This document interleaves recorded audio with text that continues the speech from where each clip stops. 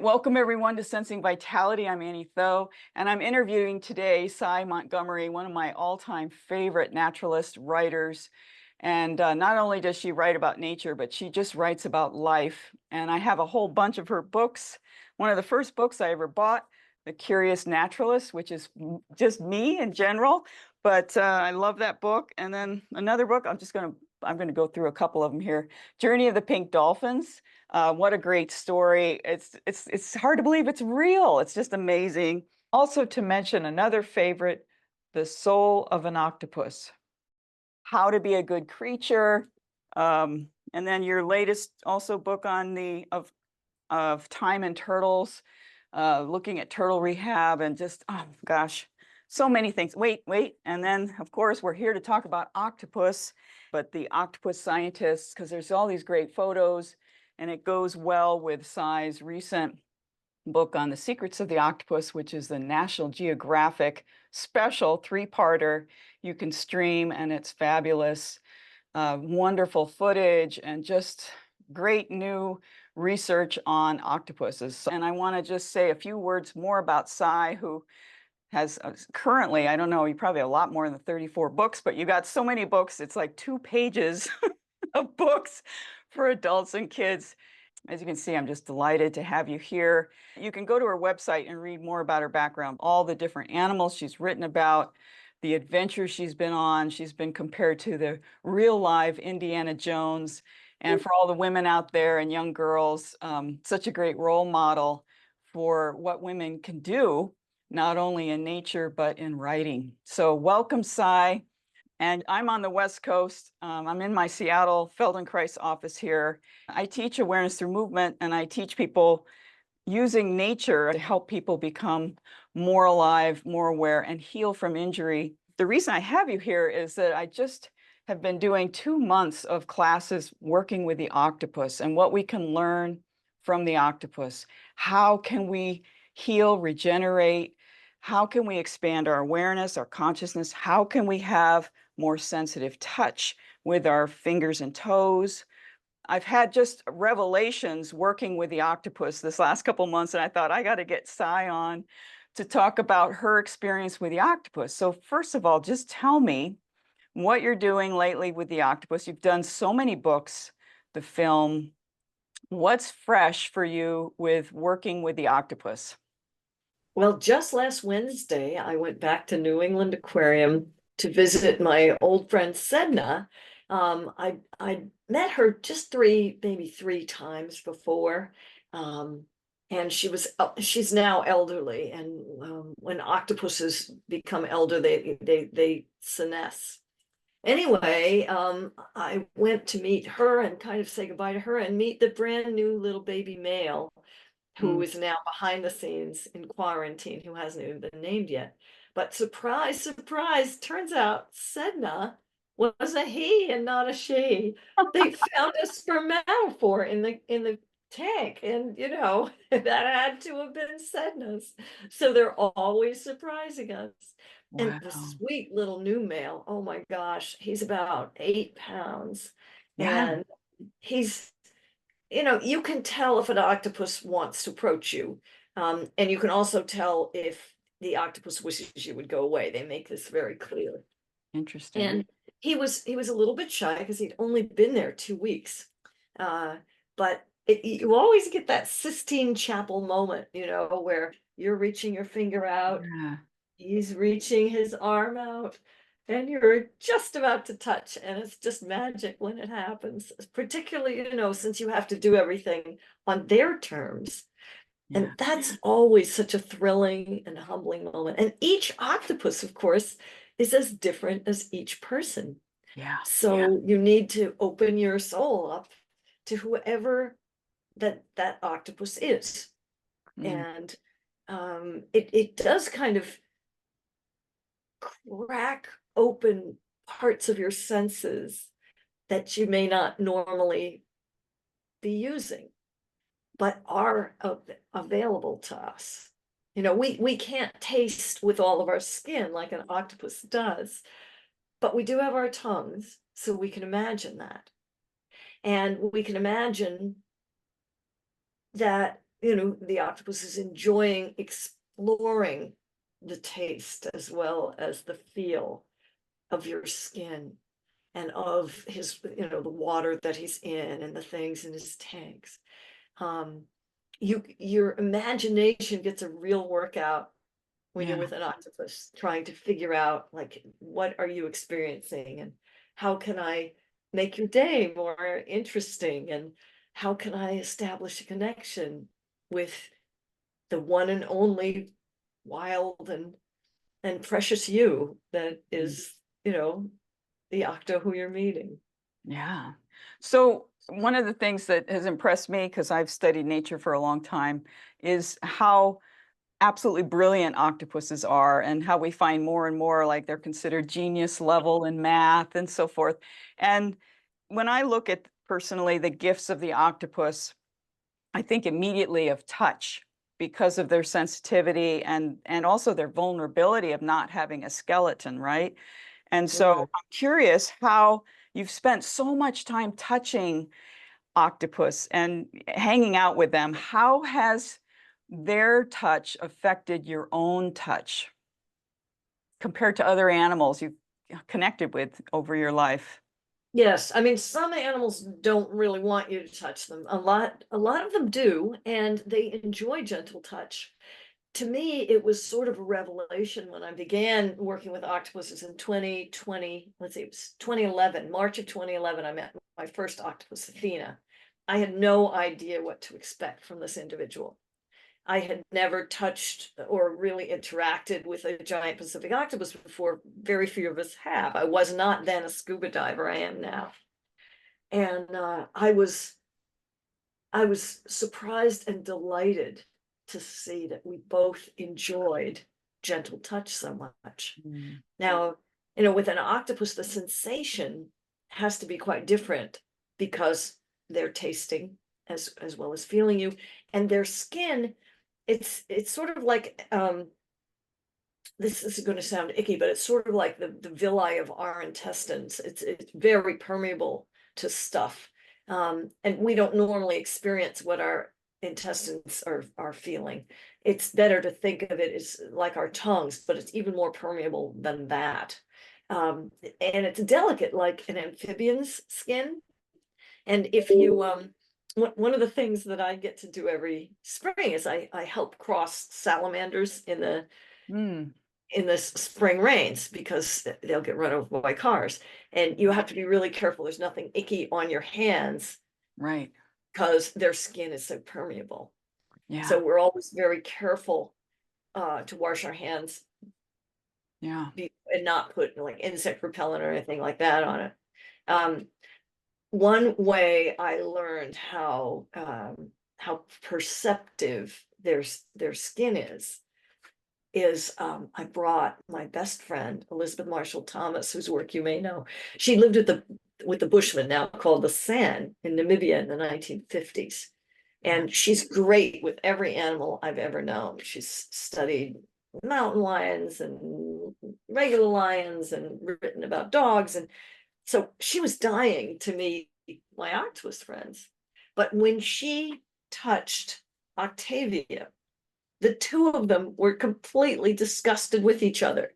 They touched each other when they both went, ew. And why? Well, I think Liz was, even though she knew that octopuses, like many water creatures, have a slime coat, I guess she wasn't prepared for the slime. I mean, slime is nice, really, when we think of all the things we couldn't do if we Yeah. didn't have slime, one of which is eating. Um, but the reason that Octavia was disgusted with Liz was that even though she'd carefully washed her hands before, Liz was a smoker, a heavy smoker. And so there was nicotine in her blood, and Octavia could taste it Yeah. through her skin. And no invertebrate likes nicotine. This is why, if you're And outside with smell it too, I'm sure. oh yeah. Yeah. So they kind of that meeting didn't go very well. Yeah. But it gets Interesting. you thinking, about touch and how powerful touch is and how much touch tells us. And once we get older, we touch things a lot less, really. Children are always, and interestingly, children are not just touching stuff, they put them in their mouths, which is Hmm. sort of octopusian because, they Yes, explode their tongues. with the tongue. We learn not to do that. Yeah. Um, Unless it, you're a Feldenkrais practitioner. do, do you That's what touch I people am. with your, but do No, you, but do you touch people's tongues? well, it's dangerous, certain plants if you don't know if it's poisonous or not. But I was trained to be using my senses a lot, not only as a Feldenkrais person, but also as a the kind of naturalist training I went through. We were immersed and looking at what is an edible plant, how do smelling everything, feeling, seeing how your skin responds. Of course, some things can be very toxic.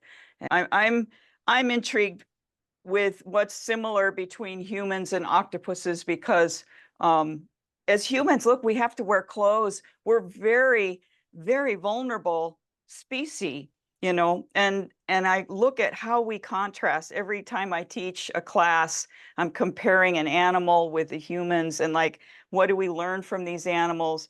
And I feel like actually our skin is very sensitive. Not, it's 100 times less than the octopus, but our skin and certain parts of our skin, depending on the dermatome and how many nerves, has a lot of sensitivity. Yeah. And that we can train ourselves to be more sensitive if we choose. And of course, that's been the story of my life, is training how to touch and how to feel. So I'm just like mesmerized by the octopus as the master teacher for touch. Like, how can we listen with our touch? And Right. And I bet it would help for you to have 8 arms as well. oh, and that's the other thing, right? So, but a lot of people use more of themselves to interact with the world, right? And so if we're, instead of just using our fingertips, right, to start sensing the whole body connecting with the world, which is what octopus is doing all the time with their 9 brains and 8 arms, and it's just phenomenal, the sensory information that they're gathering. As humans, we have this giant brain. How could we use our brain better, to improve our sensing abilities? Well, I noticed one thing, knowing someone as different from us as an octopus, separated by 500,000,000 years of evolution. The last time we had a common ancestor, everyone was a tube. So, there were no eyes, there were, no chambers to the heart, there was no limbs, there was like everybody's a tube. Um, so we're so different, and yet you can be friends with somebody like this. Yeah. And stretching your mind and your heart, to know someone so different, to care about someone so different, it makes you live differently in the world in general. In And what way? it makes you feel way more connected to the entirety of the earth and all of its species. So many people, I think, impoverish themselves by concentrating only on one species. That it's like if you only listened to one song or only ate one food, or only used one sense. What if you didn't allow yourself to use anything but your eyesight? And a lot of humans rely so heavily on our eyesight that I think we let our other beautiful senses atrophy, or we're not consciously aware of the information that our other senses are bringing, or we are ignoring the information our other senses are bringing. Oh, that was Octopuses brilliant. can't do that. That was brilliant. So I'm curious about consciousness, about awareness. This is a big part of the work I do, is helping people become more aware so they can move easier, so they can have more of their senses available. And I'm curious, like, looking at all the species that you've studied, how can we expand with this giant brain that we have, expand our consciousness as humans? Like, I feel like we are the youngest species on the planet. I mean, and especially compared to whales or to octopuses, and like, how can we really improve our communication with these species that you just mentioned? How can we expand our awareness? What do you feel is the path for us? Well, some of it is intellectual, to get rid of that idea that so many humans have, that we were taught in school, and some of us were taught in church, that there's us way up here and everybody else down there. But everything we know, including from the creation stories, including the ones that we learn in Sunday school and in church and in the Torah and in Native peoples' creation stories, we are told the same thing that the geneticists have found out, that we really are all one family. Yeah. And that we are all very closely related. We share so much genetic information with a chimpanzee, you can get a blood transfusion from a chimp. But we share 40% of our genetic material with a banana. So I we did are not know that. connected. And that connection, if we realize it intellectually, I think that we can then embody that connection, that we can open up our senses to drink in the very real world that we live in with all these other animals who are experiencing the real world with senses that, in the words of Henry Beston, we have lost or never attained. For example, I cannot sense the electrical charge of the heartbeat of my prey the way a shark can. I can't see infrared light, but I'm in that world.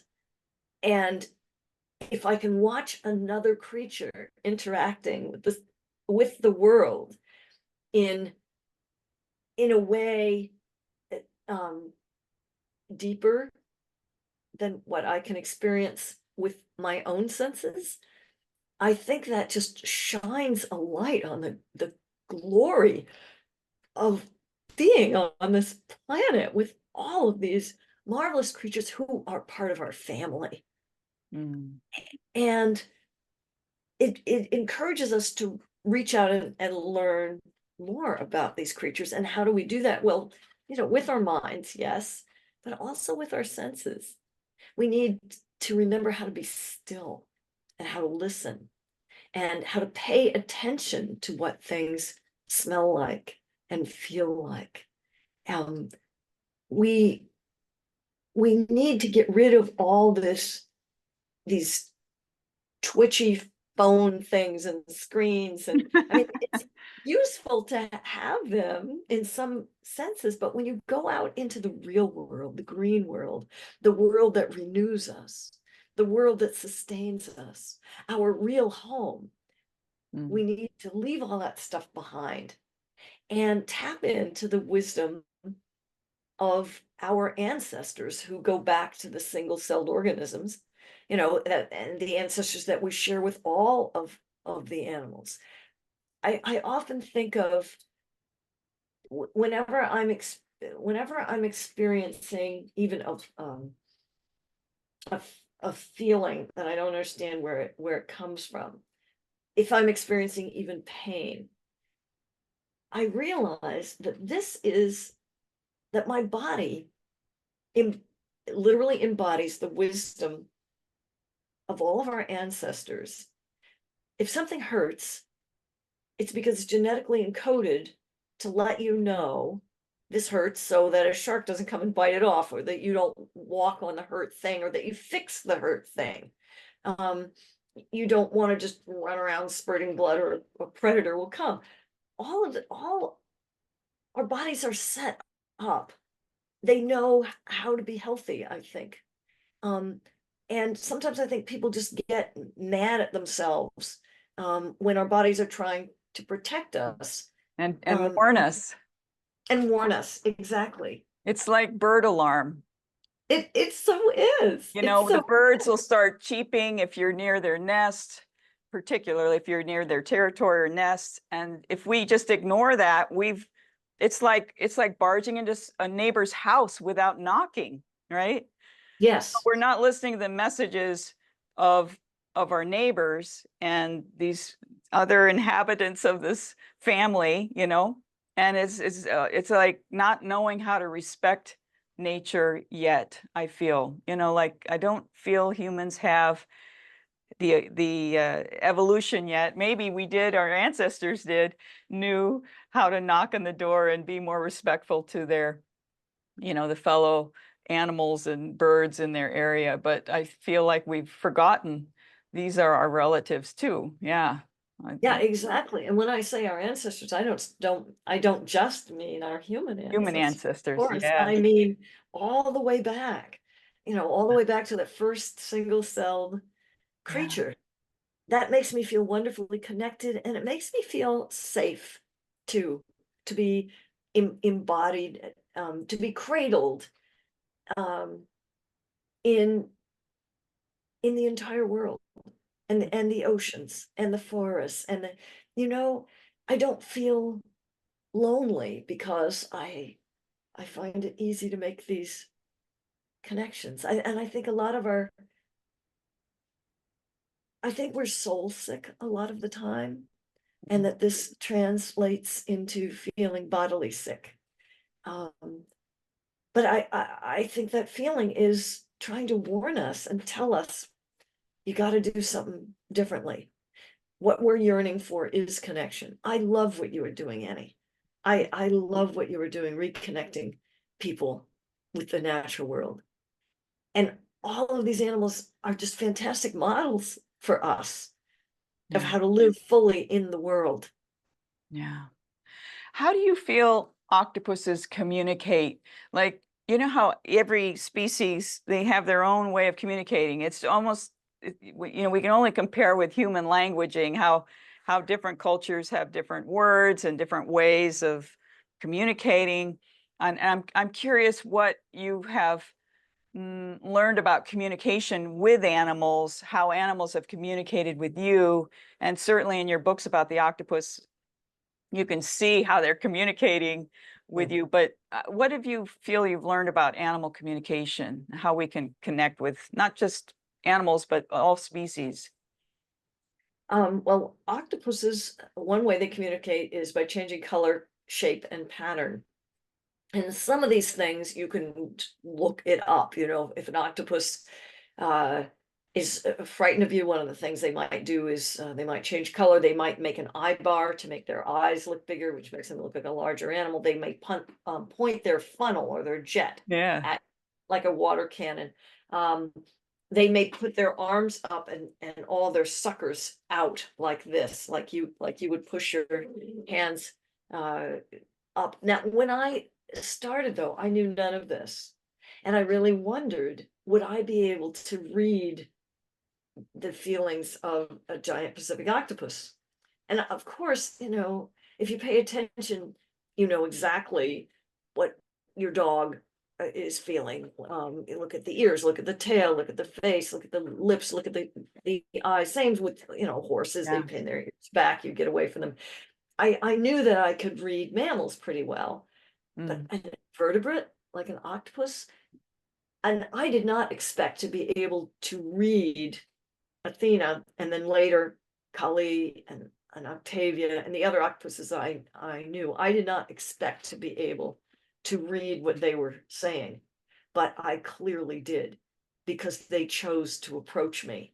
They could easily jet away and hide from me, but they would look at me up through the water and choose to come over. They would often turn bright red with excitement, like, oh, my friend is here, and come jetting over, and their arms would come up out of the water, not like this, like, or go away, but they'd reach just Open. like, yeah, just Yeah. like, a child who wants to be picked up, or a dog who might Yeah. jump up and Yeah. lick your face. I was amazed that we had the capacity to do that, Mm. that lacking a common language and lacking kind of the color codes of octopuses, I could still, to my astonishment, read pretty much if that octopus wanted me to approach or not. Because if they don't want to see you, you know that because they jet away from you. And sometimes before they jet, they'll hose you in the face with Yeah. freezing cold salt water. So, you get the You picture. get the We picture. know. They're pretty communicative. They can be. The other thing to remember is they are venomous animals. So, Yeah, every they time I'm can. sticking my arms in that tank, and now that doesn't mean that they would, kill me. There are octopuses that can kill you, but octopuses can bite and choose not to envenomate you. And I've never been bitten. Yeah, interesting. What are you working on now? Do you want to share, or is it a secret? Do you have any thoughts for the future? What do you want to close with here? Well, the next book to come out is coming out in November. It's called What the Chicken Knows, Mm. and it's going to be sort of like the Hummingbird's Gift, which I think you have right Yep. there, the Hawk's Way. This is going to be a Yeah, similar I small have book these two. about, Yeah. yeah, about chickens. My next thing that I'm the next book I'm going to write, actually Wednesday, I'm going to get scuba recertified after a long hiatus so that I can scuba dive with giant manta rays in Ecuador in Ooh, August, September for a book on that. wow. And I'm working with Matt Patterson, the wonderful artist, Yeah. on a picture book for children about the star turtle in uh, our adult turtle book of Time and Turtles. His name is Fire Chief, and he is a 42-pound wild snapper, probably my age, who was Wow. hit by a car. And we worked on his physical therapy, and now he rules his own pond just less than a mile Huh. from my house. Wow. And we're doing a picture book on his story, and how how he came to overcome his his shell was cracked, he was paralyzed, his tail wouldn't move, and now he's ruling his own pond again. Nice. All right. Well, thank you so much for spending time with us. And if you'd like more information about Sy's books and her website, I'll have that at the link. And thanks so much, Sy, for your wonderful words of wisdom. And I hope people can take this and sit with it. Oh, thank you so much, Yeah. Annie. I'd love to be on with you again. All right. Take care. You too.